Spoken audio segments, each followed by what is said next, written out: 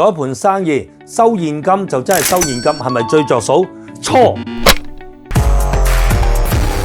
好啦，好多時候咧，我哋都話做現金流嘅生意，咁當然啦，呢啲係 B to C 啦，唔係 B to B 啦。咁但係就算你真係收現金嘅，係咪真係真金白銀咁樣收現金呢？嗱，你記得啦，係譬如我哋嘅國家咧，好多時候咧，電子支付已經好純熟啦，但係香港咧仍然咧都係一個俾現金嘅一個嘅地方。咁其實咧，如果你可以唔俾現金嘅話咧，咁最好咧唔好叫人哋數銀紙啦，因為咧銀紙係花碌碌啊，夥計咧就好多時候咧就會諗多咗啊，甚至乎咧會有偷錢嘅發生。我曾經咧都去做過一個顧問啦咁樣，咁佢係一間涼茶鋪嚟嘅，咁佢總共有8間嘅涼茶鋪，咁佢一直都收現金，而佢好奇怪，佢覺得夥計咧好多年咁樣一直都唔走啊，幫咗佢8年到10年啊各樣，咁我話一定係有啲古怪嘅咁樣，咁我開頭咧話不如裝個鏡頭啦，哇原來每一個人咧佢哋個反應都好大喎，咁最後咧我就建議，既然佢抗拒，但係你又擔心嘅話，不如咧順理成章咁樣去將八達通咁樣去裝上去啦，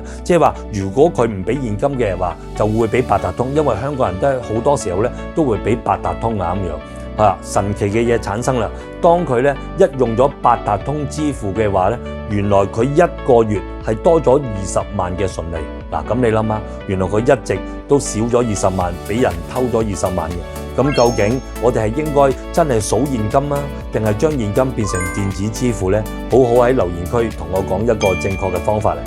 好片記得俾朋友